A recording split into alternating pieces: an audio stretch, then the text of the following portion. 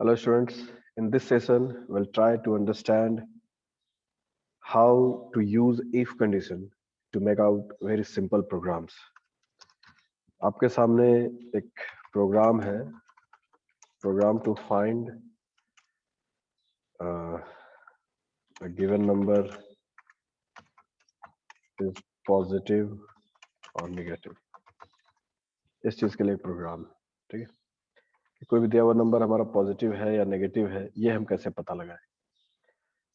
तो आइए इस प्रोग्राम के लॉजिक को पहले समझते हैं। प्रोग्राम बनाने से पहले आपको कोई भी प्रॉब्लम अगर दिया गया है तो उसका लॉजिक आपको मालूम होना चाहिए कि ये आफ्टर ऑल हम कैसे तय करेंगे कि या कैसे ये होगा, पॉजिटिव है या नेगेटिव है, कि हम कैसे तय करते हैं। तो इसका बहुत ही सिंपल लॉजिक है कि नंबर लाइन में जीरो होता है बीच में और इधर पॉजिटिव नंबर्स होते हैं, इधर नेगेटिव नंबर्स होते हैं। तो वैसा नंबर जो जीरो से बड़ा है वो पॉजिटिव होता है और वैसा नंबर जो जीरो से छोटा है उसे नेगेटिव कहते हैं। जैसे कोई नंबर है 0.00001, तो ये 0.0001 जो है ये जीरो से बड़ा है। हम्म? तो ये पॉजिटिव हो गया, या 1 2 5 500 ये सब पॉजिटिव है। और जो जीरो से छोटा है जैसे -1 -2 ये सारा नेगेटिव नंबर है। तो इसका लॉजिक क्या है? इसका लॉजिक सिर्फ इतना है कि जो नंबर जीरो से बड़ा होगा वो पॉजिटिव होगा, जो नंबर जीरो से छोटा होगा वो नेगेटिव होगा। तो ये लॉजिक आपके दिमाग में आना चाहिए। अगर ये लॉजिक दिमाग में नहीं आ रहा है हालांकि बहुत सिंपल, बट आप देख लीजिए कि आप में से कितने लोगों के दिमाग में ये बात आया था कि हाँ ऐसे कर सकते हैं हम इसे। तो चीजें इतनी ही सिंपल होती हैं, बस आपको उसका लॉजिक पता होना चाहिए। हम इस सेशन में अभी बहुत सारी चीजों को देखेंगे जहां पर लॉजिक का ही सारा खेल होता है, आप देखेंगे। तो आइए पहले समझते हैं। ये इंपोर्ट हमने लिखा ताकि नंबर इनपुट कराया जा सके। क्लास का नाम प्रो मैंने दिया है। एक मेन फंक्शन शुरू कर रहे हैं, ये हम लोग प्रोसीजरल में ही बना रहे हैं ताकि समय कम लगे। ये स्कैनर का ऑब्जेक्ट बना रहे हैं। स्कैनर एक क्लास होता है, you know all these things. I think इसमें समय देने का जरूरत नहीं है। हम लोग इनपुट कराना चाह रहे हैं। एक वेरिएबल लिया गया n और एक मैसेज आ रहा है कि भाई इंटर अ नंबर, और फिर n में वो नंबर हम डाल रहे हैं। ये एक्स वाई जेड क्या है? स्कैनर का ऑब्जेक्ट है। पिछले प्रोग्राम्स में हमने स्कैनर का ऑब्जेक्ट इन सिर्फ बनाया था। बहुत लोगों के दिमाग में ये बैठ जाता है कि स्कैनर के साथ इन ही लिखना जरूरी है। ऐसा कुछ नहीं है। ये स्कैनर का ऑब्जेक्ट है, ये एक वेरिएबल का नाम है मात्र। अब ये नाम कुछ भी हो सकता है। तो to break that misconception I have written another name, you can write your name also here. तो जो भी ऑब्जेक्ट का नाम है, इन हो, एक्स वाई जेड हो, आपका नाम हो, कोई भी नाम हो, तो वो यहाँ लिखना है। और नेक्स्ट आईटी एक फंक्शन है, यू नो, इससे इनपुट होता है। तो एक नंबर इन में चला गया और फिर शुरू होता है इफ कंडीशन का काम। हमने पिछले क्लास में फॉर लूप को बहुत डिटेल में समझा है, आप उसका वीडियो देख सकते हैं फॉर लूप क्लियर करने के लिए। इसमें हम लोग इफ कंडीशन को भी बढ़िया से समझेंगे। इफ कंडीशन को कैसे लिखा जाता है वो भी देख लीजिए। स्मॉल लेटर में इफ लिखते हैं, एक पैरेंथेसिस देते हैं और फिर यहाँ पर एक रिलेशनल एक्सप्रेशन लिखते हैं। Again I am talking about relational expression. एक ऐसा एक्सप्रेशन यहाँ पे लिखना है जिसका अल्टीमेट रिजल्ट ट्रू और फॉल्स में आए। और कोई भी रिलेशनल एक्सप्रेशन लिखे हम, रिलेशनल एक्सप्रेशन फिर से मैं बता दूं किसे कहते हैं, जिसमें रिलेशनल ऑपरेटर्स का इस्तेमाल होता है। Greater than, less than equal to, greater than equal to, not equal to और इक्वल टू, ये सब है हमारे रिलेशनल। तो इसको फिर आपको क्वेश्चन वाले ये में पढ़ना है कि क्या n इज ग्रेटर देन 0। तो n का वैल्यू क्या है? आप देखिए कि मैंने इस प्रोग्राम को रन कराया तो n का वैल्यू मैंने 5 डाला यहाँ पे।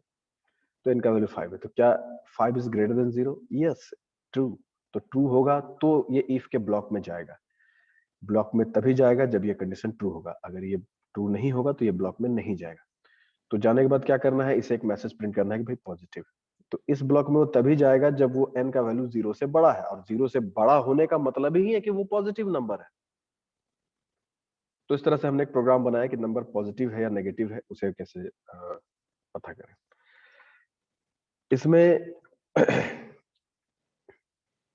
ये भी लिख सकते हैं एल्स लगा के कि भाई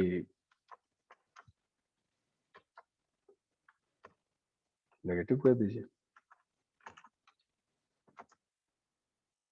सेव करें, इसे हम लोग थोड़ा कंपाइल करा ले पहले एक बार, क्योंकि हमने चेंज किया है इसमें। और फिर से इसे एक बार रन कराते हैं। और इस बार नंबर देते हैं हम लोग लाइक 89 पॉजिटिव। फिर से रन कराइए। इस बार नंबर देते हैं -3, ये नेगेटिव है। ओके। और इस बार नंबर देते हैं 0। ये 0 के लिए भी नेगेटिव बोल रहा है, क्यों भाई? जीरो तो neither negative neither positive not positive, 0 ना ही पॉजिटिव है ना ही नेगेटिव है, तो फिर ये ऐसा क्यों कह रहा है? क्योंकि हमारे इफ कंडीशन में थोड़ा सा गड़बड़ी है। गड़बड़ी क्या है? देखिए, मैंने ये यहाँ पर बताया है कि भाई n अगर 0 से बड़ा होगा तो पॉजिटिव कहना है, बाकी सभी केसेस में अगर वो 0 से छोटा होगा या 0 से बराबर होगा, other than all other cases, ये कहना है। तो फिर हमें इफ कंडीशन में सुधार की जरूरत है। सुधार हम लोग नॉर्मल इफ कंडीशन से भी लगा सकते हैं या एल्स इफ से भी लगा सकते हैं। इस तरह के केसेस में जहां मल्टीपल क्राइटेरियाज है, मल्टीपल कंडीशंस है, तो वहां पर एल्स इफ लगाना ज्यादा बेहतर होता है। Else if n is less than 0, तो बोलना है कि भैया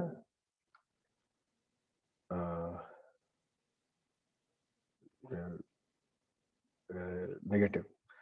और बाकी सभी केसेस में मतलब एक ही केस बच जा रहा है, अगर पॉजिटिव होगा तो क्या कहना है वो हम इसमें बता रहे हैं, और नेगेटिव होगा तो क्या कहना है हम इसमें बता रहे हैं, और एल्स में ये बता दे रहे हैं। Let us copy this to save time in typing कि भाई it's 0, save it and see the way if else if is working. Look, the only way to learn programming is to practice. There is no other way. 7, it's positive. Again run the program. -9, it's negative. Again run the program. This time let us put 0, it's 0. Because all the three conditions are working nicely this time. So you can see how the if else if can be used for making such a kind of program. हम लोग यहाँ पर simple if भी लगा सकते हैं, if and only if, तो ये भी काम करेगा। अब ये किस तरह से काम कर रहा है, क्यों ये भी काम करेगा, जब ये भी काम करेगा तो हम वो क्यों यूज कर रहे हैं, तो ये सब जानने के लिए आपको करना ये होगा कि इफ कंडीशन से रिलेटेड जो वीडियो अपलोड ऑलरेडी है, 2-3-4 वीडियोस अपलोडेड, उसमें हर तरह का एस्पेक्ट को कवर किया गया है, उसे आप देखिए। क्योंकि इस क्लास में हम इफ कंडीशन को बहुत डिटेल में नहीं पढ़ पाएंगे, हमें उसका दूसरा पर्सपेक्टिव को देखना है इसमें। फिर भी आप देख लीजिए कि इसमें भी कोई परेशानी नहीं है, इसमें भी सारा काम होगा। लाइक 7, यस, यहाँ थोड़ा सा देखने वाली बात है। अच्छा हुआ कि ये हुआ, और आपको अभी फिर अवसर मिलेगा इफ कंडीशन के बारे में जानने का। देखिए क्या हो रहा है। ये है हमारा इफ एंड ओनली इफ। ये इफ इंडिपेंडेंट है। जब हम एल्स लगा देते हैं, एल्स इफ जो पिछले वर्जन में था, वीडियो रिपीट करके देख लीजिए आप, एल्स इफ, तो एक कड़ी बन जाता है। इसको इफ एल्स लैडर कहते हैं। लैडर का एक पार्ट होता है, वो जुड़ा हुआ होता है। बट जब हम एल्स हटा देते हैं तो ये इंडिपेंडेंट हो जाता है। ये अलग है, ये अलग है, मगर एल्स लगा हुआ है ना इसमें, तो ये इफ एल्स हो गया, सिंपल इफ एल्स। ये simple if and only if है, और ये इफ एल्स हो गया। अब ये काम कैसे कर रहा है उसको समझते हैं। तो चूंकि ये इंडिपेंडेंट है, ये पार्ट इंडिपेंडेंट है, और ये दोनों अलग पार्ट है। यूं समझिए कि ये एक ग्रुप है, ये एक ग्रुप का मेंबर है, मतलब ये अलग पक्ष है, और ये इफ एल्स ये अलग है। अब ये काम कैसे कर रहा है उसको समझिए। एन का वैल्यू जब हमने 7 डाला, तो वो देखा कि भाई if n is greater than 0, yes n is greater than 0, it's 7, तो वो लिखा पॉजिटिव। तो चूंकि वो इंडिपेंडेंट है, तो इस कंडीशन को भी टेस्ट किया जाएगा। तो इसमें आया कि if n is less than 0, no, if is n is not less than 0। तो ये तो नहीं हुआ, मगर एल्स मैच कर रहा है। ये कंडीशन तो नहीं हुआ ना, else is not is 0 other than, तो ये इट्स 0 लिख रहा है। इसका क्या उपाय है? तो अगर हम इफ एंड ओनली इफ से बना रहे हैं, तो हमें हर कंडीशन के लिए एक independent if and only if लिखना पड़ेगा। इंडिपेंडेंट यानी कि इसको सुधारने का तरीका है कि if n is equal to 0, तब ये बोलो भाई। अब क्या हुआ है, जब मैंने इसमें ये परिवर्तन किया, तो ये एक इंडिपेंडेंट इफ कंडीशन है, अब ये भी एक इंडिपेंडेंट इफ कंडीशन है, अब ये भी एक इंडिपेंडेंट इफ कंडीशन है। तभी एल्स लगा, एल्स जोड़ने का काम करता है दो कंडीशंस को इस तरह से, you just need to practise. अभी हमने if and only if purely लगाया है, ये कंडीशन भी चेक होगा, अगर ये कंडीशन ट्रू निकला तो इसका काम होगा, ये कंडीशन भी चेक होगा, अगर ये भी ट्रू निकला तो ये भी होगा, और ये भी कंडीशन चेक होगा, चेक सारा कंडीशन होगा। तो if and only if else if, ये सब आप यहाँ पे समझ सकते हैं। थोड़ा सा तो आपको प्रैक्टिस करना पड़ेगा। देखिए अब हम इसमें 7 डाल रहे हैं, तो अच्छा ये मैंने सेव नहीं किया, कंट्रोल एस दबाइए, कंट्रोल एस पहले दबा दे, प्रेस करने के बाद आप once again you go and compile it back. Now the changes will be saved and just once again it's already compiled. Now run this, print 7. Now it's, last time it was not saved and there was, तो अब ये क्यों ऐसा हो रहा है, क्योंकि जब मैंने 7 डाला तो पहले इससे चेक किया n is greater than 0, yes it is greater than 0, तो ये लिख दिया। फिर इसे चेक किया is n less than 0, no, तो ये काम नहीं हुआ। फिर यहाँ क्या n is equal to 0, no, ये भी नहीं, तो ये भी काम नहीं हुआ। सिर्फ यही कंडीशन मैच किया, इसलिए इसको दिखला रहा है। तो this is how we can make program to find whether the given number is negative or positive or 0. अब इसी प्रोग्राम में हम थोड़ा परिवर्तन करते हैं और अब हम लोग ये पता लगाते हैं कि एक गिवन नंबर हमारा ऑड है या इवन है, इसी में। हाँ, कैसे, उसका लॉजिक पहले आपको पता होना चाहिए। Don't bother about making programs, don't ever bother about making, first try to find the logic and then try to find its algorithm first. पहले हमें लॉजिक मालूम होना चाहिए कि हम कैसे तय करेंगे कि ऑड है कि इवन। तो उसका लॉजिक सिंपल है, अगर कोई नंबर 2 से पूरी तरह से डिवाइड हो जाता है तो वो इवन है, और नहीं होता है तो वो ऑड है। तो फिर हम लोग देखेंगे कि हाँ 2 से डिवाइड कैसे करें, तो भाई 2 से डिवाइड करके देखिए रिमाइंडर क्या बचता है, reminder is 0 then it is, तो हाँ रिमाइंडर, तो रिमाइंडर कैसे हम प्रोग्रामिंग में पता करेंगे, तो मैं आपको बता दूं कि एक खास ऑपरेटर इसी काम के लिए जावा या हर प्रोग्राम में होता है, जिसे हम लोग मॉडुलस ऑपरेटर या शॉर्ट में मॉड ऑपरेटर कहते हैं, जो इस तरह से दिखता है। ये परसेंट सिंबल होता है मगर ये परसेंट नहीं, ये मॉड ऑपरेटर है। इसका काम होता है रिमाइंडर को रिटर्न करना, it returns the reminder division के बाद। तो फिर हो गया। तो इस ऑपरेटर का इस्तेमाल के बिना ये प्रोग्राम बनाना बहुत मुश्किल होगा, इसको याद रखिए। तो अब हमें लॉजिक तो पता चल गया, अब हम लोग एल्गोरिदम पे जाएंगे। एल्गोरिदम क्या कहता है, algorithm is step by step procedure to come to the solution of the problem, कि हाँ ये होगा, पहले ये होगा, स्टेप 3 में ये होगा, ऐसे करके बढ़ता है। तो स्टेप 1 क्या है, we have to input the number. Step 2 क्या है, we have to divide that number by 2 and get the reminder, okay, and if the reminder is 0 then it is even, otherwise it is odd. Let us do it. तो input the number, input करने के लिए ये व्यवस्था यहाँ से यहाँ तक है, ये व्यवस्था आपको इनपुट करने के लिए मदद करता है। कैसे करता है ये आप इनपुट से रिलेटेड वीडियो देखिए, समझ में। फिर हमें करना क्या है, हमें उसका रिमाइंडर लेना है। तो int r equals n mod 2, this is the most important part, n mod 2। जब हम n को 2 से डिवाइड करेंगे तो उसका जो भी रिमाइंडर होगा वो r में चला जाएगा, और फिर हम r को यहाँ पे जांचेंगे कि if r is equal to 0 then say it's even. अब यहाँ पर या तो नंबर ऑड होगा या तो इवन होगा, तो ये केस है जहां पर दो ही कंडीशन है, या तो ऑड होगा या तो इवन होगा, 3 केस नहीं है या उससे ज्यादा नहीं है। अगर सिर्फ दो ही केसेस का संभावना है तो हम लोग सीधा सीधी इफ एल्स यूज करते हैं। यहाँ इफ एंड ओनली भी यूज नहीं करना है, इफ एल्स इफ भी यूज नहीं करना है, यहाँ सीधा सीधी इफ एल्स यूज करना है। ये एकदम सही जगह है जहां पर आप इफ एल्स को समझ सकते हैं, उसका इस्तेमाल को देख सकते हैं। जस्ट व्हाट, और ये प्रोग्राम तैयार है आपके सामने। तो आप देखिए कि यहाँ बस ऑड लिख दीजिए। Now let us just compile it back. You know what is the most important, the logic and the algorithm. अगर आपके पास दो चीजें हैं तो आपको प्रोग्राम बनाने से कोई नहीं रुक सकता है, और अगर दोनों में से कोई भी एक चीज मिसिंग है, you can't make any program, आप कोई भी प्रोग्राम नहीं बना सकते। तो हमें पहले एल्गोरिदम के बारे में सोचना है, हमें प्रोग्रामिंग कोड के बारे में तो सोचना ही नहीं प्रोग्राम बनाते, क्योंकि programming codes are little difficult than the algorithm. Algorithm एक फ्री फॉर्म लैंग्वेज है, उसमें आपको जैसे सोचना है, हिंदी में, इंग्लिश में, कोई भी लैंग्वेज में आप एल्गोरिदम बना सकते हैं। ग्रामर से कोई मतलब नहीं है उसको, किसी चीज से कोई मतलब नहीं है, बस उसका मकसद है कि प्रॉब्लम के सोल्यूशन तक पहुंचना है। तो एल्गोरिदम का यूज करना सीखिए आप। एल्गोरिदम जब आपके दिमाग, पहले तो लॉजिक आएगा कि हाँ ये ऐसे बनेगा, फिर उसको एल्गोरिदम बनाइए, और ये दोनों चीजें जब क्लियर है आपकी, तो आप फिर कोई प्रोग्राम आराम से बना सकते हैं, और नहीं तो you can't make any program. Simple rule. Just run this and see. enter a number like 6, this is even. Again run the program, enter a number 7, this is odd. Again enter a number, enter any number, this is odd. देखो कितना आसानी से computer आपको बता देगा कितना बड़ा number odd है। हालांकि और भी इसका लॉजिक होता है, ऑड इवन पता लगाने का और भी बहुत सारा लॉजिक है, मगर ये सबसे सिंपल लॉजिक है। ठीक है, कोई भी नंबर डालिए, ये इवन है।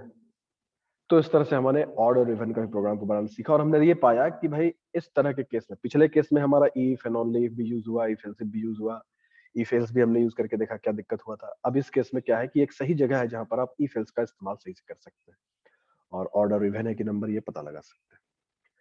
अब आइए हम लोग देखते हैं कि कोई भी नंबर प्राइम है कि नहीं, ये कैसे पता लगाएंगे। प्राइम और नॉट, तो ऑब्वियसली सबसे पहले तो आपको पता होना चाहिए कि ये प्राइम नंबर होता क्या है। प्राइम नंबर वैसे नंबर को कहते हैं जो सिर्फ 1 से डिवाइड होता है और खुद से डिवाइड होता है। A number which is divisible by 1 and itself, and it is not divisible by any other number, वैसे नंबर को हम प्राइम नंबर कहते हैं। तो ये तो हो गया लॉजिक भाई, कि हाँ जो 1 से डिवाइड हो और खुद से डिवाइड हो उसे हम लोग कहेंगे प्राइम नंबर। अब ये हम लोग हासिल कैसे करें, कंप्यूटर को ये कैसे इंस्ट्रक्ट करेंगे। अब एल्गोरिदम सोचना पड़ेगा आपको बैठ के कि यार कैसे करना होगा। तो इसको ऐसे सोचा जा सकता है, पहले तो नंबर इनपुट करा लेंगे, स्टेप को क्लियर करते जाइए, एक एक धारी क्लियर करते जाइए कि भैया नंबर इनपुट करा लिया। अब उस नंबर को हमें 1 से डिवाइड करके देखना है। हालांकि सारा नंबर 1 से डिवाइड होता है, हम नहीं भी करेंगे तो चलेगा, ठीक है। मैं फिर से बता दूं आपको कि किसी भी एक प्रॉब्लम का बहुत सारा सॉल्यूशन हो सकता है, हम लोग सिर्फ एक सबसे सिंपल वाला सॉल्यूशन को लेके चलते हैं। हो सकता है आप में से कईयों के पास और भी लॉजिक हो प्राइम नंबर को पता लगाने का, but since we are learning and will try to keep the things simple. तो 1 से जो डिवाइड हो, खुद से डिवाइड हो, तो हम लोग करेंगे ये, हम लोग जो लॉजिक को लेके चल रहे हैं वो ये होगा कि हम लोग उस नंबर को 1 से डिवाइड करेंगे, फिर 2 से डिवाइड करेंगे, फिर 3 से डिवाइड करेंगे, फिर 4 से डिवाइड करेंगे, और इस तरह से उस नंबर तक सभी नंबरों से डिवाइड करेंगे, और देखेंगे कि वो किससे किससे डिवाइड हो रहा है। यही ना करना होगा, हम लोग यही तो करेंगे, ऑफ कोर्स यही करना होगा। और अगर वो डिवाइड 2 से ज्यादा नंबरों से होगा इस पूरे, जैसे मान लो हमने डाला 7, 1 से डिवाइड करेंगे, 2 से डिवाइड करेंगे, 3 से, 4 से, 5 से, 6 से और 7 से भी करेंगे, वहां तक सभी नंबरों से करेंगे। तो हम ये देखेंगे कि कितनी बार वो पूरी तरह से डिवाइड हो जा रहा है, हम गिनेंगे। हाँ 1 से हो गया पूरी तरह से डिवाइड। ये मैं एल्गोरिदम बना रहा हूँ अपने से बैठ के सोच के, है ना। प्रोग्रामिंग के बारे में मैं भी नहीं सोच रहा हूँ, मैं एल्गोरिदम बना रहा हूँ कि हाँ उसको 1 से डिवाइड करेंगे, फिर 2 से डिवाइड करेंगे, और इस तरह से। तो हम फिर गिनेंगे वो कितनी बार डिवाइड हो जा रहा है पूरी तरह से। तो 1 और 7 के बीच हम अगर ऐसी बात करें तो 1 से डिवाइड होगा और 7 से डिवाइड होगा, बाकी से तो होगा नहीं, 2 ही बार डिवाइड हो रहा है पूरी तरह से। हम लोग बात करते हैं अब 8 के बारे में। 1 से डिवाइड होगा, 2 से भी डिवाइड, 4 टू 8 होता है, 3 से नहीं होगा, 4 से हाँ होगा, 4 टू 8 होता है, 5 से नहीं होगा, 6 से भी नहीं होगा, 7 से। बट यहाँ पर आप देखिए किससे किससे हुआ, 1 से हो गया डिवाइड, 2 से भी हो गया, 3 से तो नहीं हुआ मगर 4 से हुआ, यानी कि 2 से ज्यादा बार तो वैसे ही डिवाइड हो जा रहा है, यानी कि वो प्राइम नंबर नहीं हो सकता है। तो इस लॉजिक को लेके चलेंगे। अब हम यहाँ पे बात ये आ गया कि हम उसी नंबर को बार बार कैसे डिवाइड करेंगे, आई मीन 1 से भी 2 से भी। तो यहाँ पर जब हमको कोई काम बार बार करना है, बार बार करना है, तो हमें लूप लगाना पड़ता है। तो अब यहाँ लूप लगाएंगे, हम लूप के अंदर डिवाइड करेंगे। अब इसके बारे में सोचना पड़ेगा कि लूप कैसे लगाएं। तो आइए मैं आपको इस चीज को प्रोग्रामिंग के तहत समझाता हूँ। तो देखिए एक फोर लूप लगाएंगे, फोर i इक्वल्स 1। 1 से हमें 1 से डिवाइड करना, और कहां तक करना है भैया, i इज लेस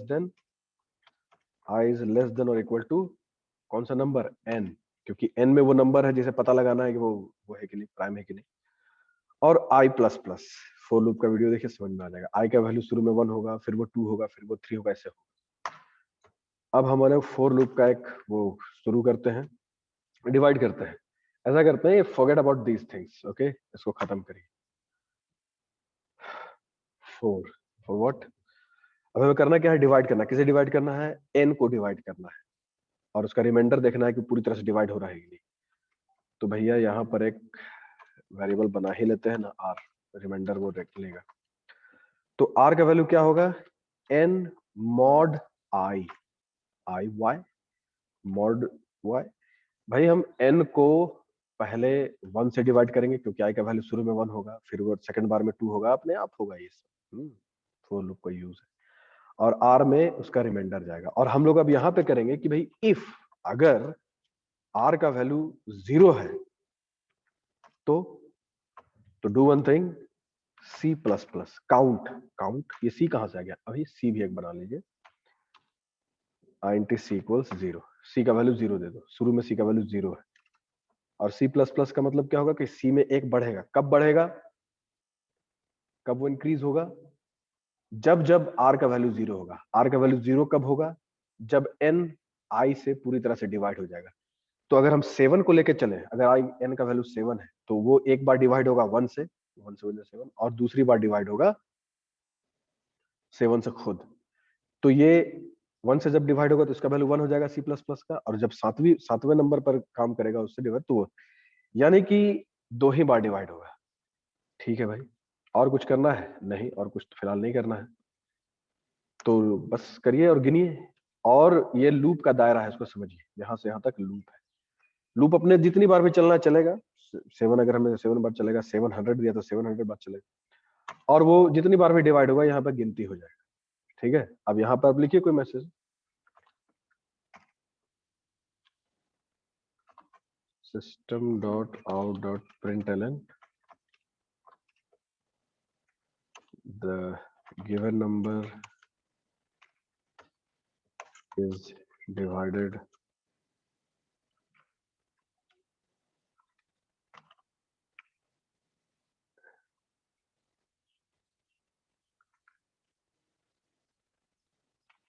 जितना टाइम्स वो डिवाइड हो रहा है वो लिख रहे हैं। और यहाँ पे डिवाइडेड दिस मच टाइम, और डिवाइड, इसको अच्छा से करिए, डिवाइडेड 4 टाइम्स, ऐसा लिख सकते हैं हम लोग। यहाँ पर सी लगा दीजिए, सी का वैल्यू, और फिर एक यहाँ लगा दीजिए, एक अच्छा सेंटेंस बन जाएगा। हाँ, ये हम लिखते हैं। सेव करिए। अभी हमने ऑड और इवन प्राइम है कि नहीं, ये नहीं मैंने तय किया, बस अभी आप देखिए चला के क्या है। अच्छा, यहाँ किसी में कॉलम छूट रहा है, बहुत बढ़िया। कम बैक, जावा प्रो, कोई भी नंबर डाले, 7 ही डालते हैं। The number is divided 2 times, okay. फिर चलाते हैं, फिर डालते हैं कोई भी नंबर, जैसे 8974। ये नंबर इज डिवाइडेड 8 टाइम्स, ये 8 बार डिवाइड हुआ है। ठीक है, ये लूप 8974 बार चल चुका, और इस 8974 बार में ये टोटल 8 टाइम्स डिवाइड हुआ है। ठीक है, तो ये प्राइम तो है नहीं। अब हम लोग यहाँ पर ये लिखेंगे कि if c is equal to 0, अगर सब होने के बाद c का वैल्यू सिर्फ 0 रह जाता है, तो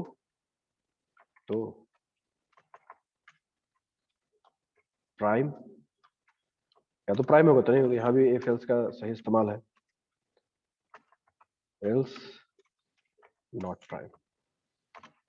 ठीक है, यहाँ पर आप करली ब्रेस दे भी सकते हैं, नहीं भी दे सकते हैं। इसके बारे में आप इफ कंडीशन का प्रॉपर वीडियो देखिए तो समझ में आएगा। और ऐसे आपको प्रयास करना है कि आप करली ब्रेस दे ही दे, ताकि उसका कौन ब्लॉक है समझ में आए। अब इस प्रोग्राम को रन कराइए। इस प्रोग्राम को आप कभी भी पूरा देख सकते हैं, ये हमारा पूरा प्रोग्राम है।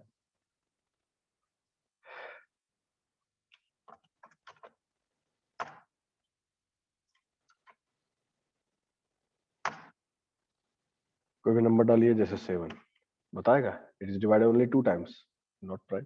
What is this? इफ, अच्छा 0 नहीं लिखना था भाई, 2 लिखना था, सॉरी, गलती होता है सबसे, गलती तो सीखता है। 2 दो बार सी का वैल्यू 2 होगा कब, जब वो दो ही बार डिवाइड, 2 बार डिवाइड हुआ यानी कि वो प्राइम है। क्यों प्राइम है, क्योंकि वो 1 से हुआ और अपने खुद से हुआ है, इसलिए 2 बार हुआ है। अगर किसी और से होता तो redo it,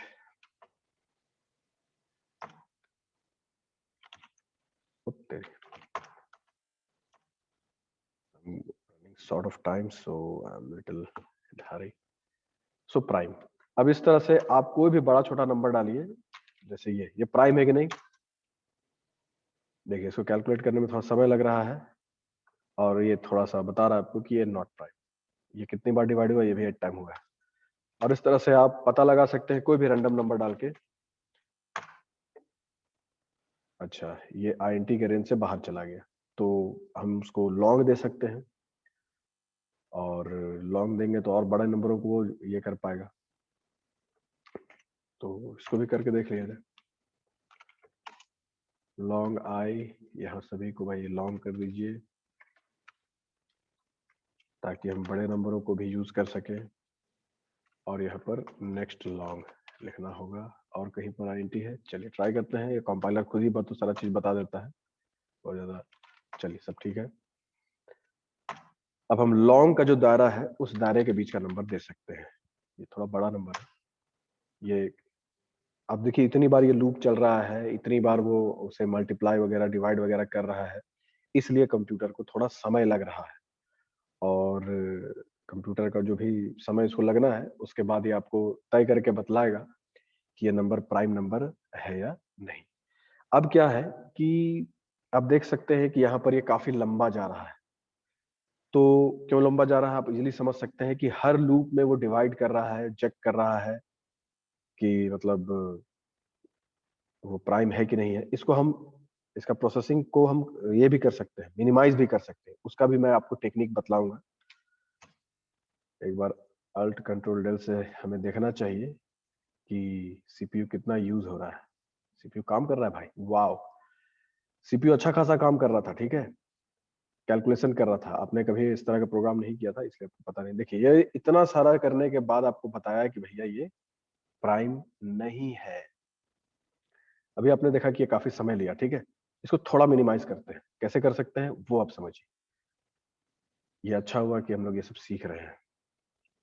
देखिए सीधा सीधी बात है कि वो अगर 2 से ज्यादा बार डिवाइड हो रहा है, 2 से ज्यादा बार डिवाइड हो तो प्राइम तो नहीं है भाई, प्राइम तो नहीं है। 2 से ज्यादा बार कभी भी डिवाइड हो गया तो प्राइम तो नहीं है। तो फिर हम जब देख लिए कि 3 बार जब हो गया है, तो फिर हम झूठ मूठ का 5वां बार, चौथा बार, 5वां बार, या 8 बार तक क्यों चेक कर रहा है भाई कि वो 8 नंबरों से डिवाइड हो रहा है। जब वो तीसरा ही में पहुंच गया है, तभी हम काम रोक सकते हैं। तो ये चीज हम यहाँ पे कर सकते हैं। फोर लूप के अंदर एक कंडीशन लगा दीजिए कि भाई इफ कभी भी C का वैल्यू इज ग्रेटर देन 2, अगर C का वैल्यू कभी भी 2 से बड़ा हो जाता है, कभी भी 3 हो जाता है, तो भाई ब्रेक, ब्रेक लगा दो। हम इस ब्रेक को कर्ली ब्रेस के अंदर भी लिख सकते हैं और नहीं भी लिख सकते हैं। अगर ये हमें एक काम कराना है तो हम कर्ली ब्रेस देने की जरूरत नहीं है, एक से ज्यादा काम करना है तो जरूरत है। यहाँ भी हम बिना कर्ली ब्रेस का लिख सकते हैं, इवन यहाँ भी बिना कर्ली ब्रेस, बट हम यहीं पर समझ रहे हैं ब्रेक। ब्रेक का यूज भी आप समझ रहे हैं यहाँ पर, कि बीच में ही रोक देना कि हाँ भाई 3 हो गया तो फिर पूरा चेक करने की क्या जरूरत है, तो वैसे भी प्राइम है नहीं। वो 8 बार हम या पूरा उसको अंत तक क्यों चेक करें, इसलिए ब्रेक कर दो। प्राइम तो पता चल गया कि वैसे भी नहीं है। अब आप इस प्रोग्राम को रन कराइए। इस नंबर को आप देखिए, 1 2 3 4 5 6 7 8 9 10 डिजिट का नंबर है। फिर से मैं यही नंबर डालता हूं, और अपने पिछले एग्जीक्यूशन को भी देखा, और इस एग्जीक्यूशन को भी आप देखेंगे कि ये थोड़ा पहले जरूर करेगा। 4 3 5 4 3 5 6 5 6 7, यही नंबर है ना। इस बार वो जल्दी कर दिया। देखिए आपने देखा अपने आंखों से कि पिछली बार काफी समय ले रहा था वो, ठीक है। क्यों ले रहा था, क्योंकि वो पता कर चुका है कि भाई हाँ वो प्राइम नहीं है। तीसरी बार, चौथी, पांचवा डिवाइजर उसका खोज रहा था, इसलिए काफी समय लग रहा था। आपने देखा इस बार हमने एक प्रोग्राम को थोड़ा स्मार्ट बनाया कि भैया जब 2 से ज्यादा होगा निकल जाओ बाहर। अब देखिए कि कितना समय बच गया प्रोसेसर का। ये कंप्यूटर जो मैं यूज कर रहा हूँ वाकई बहुत पावरफुल कंप्यूटर है, i7 प्रोसेसर लगा हुआ है इसमें। उसके बाद भी उसने काफी समय लिया और अभी देखिए तुरंत इसने काम कर लिया। तो प्रोग्रामिंग करने से आपको समझ में आता है कि भाई या कि एक स्मार्ट प्रोग्राम ऐसे बनता है। तो आज के क्लास में आपने देखा कि किस प्रकार हम लोग चीजों को इस्तेमाल कर सकते हैं। हमने यहाँ पर ब्रेक का भी इस्तेमाल देखा कि कैसे हम प्रोग्राम को और बेहतर बना सकते हैं। हमने मॉड ऑपरेटर का इस्तेमाल को समझा। हमने देखा कि जब छोटा रेंज से काम नहीं हो रहा तो फिर उसको लॉन्ग भी कर सकते हैं हम लोग। और इफ कंडीशन तो हमने देखा ही, फोर लूप भी हमने देखा। तो प्लीज स्टूडेंट्स इसको प्रैक्टिस करिए, सीखिए और इससे रिलेटेड और भी प्रोग्राम्स बनाइए। आज के लिए इतना ही। Thank you.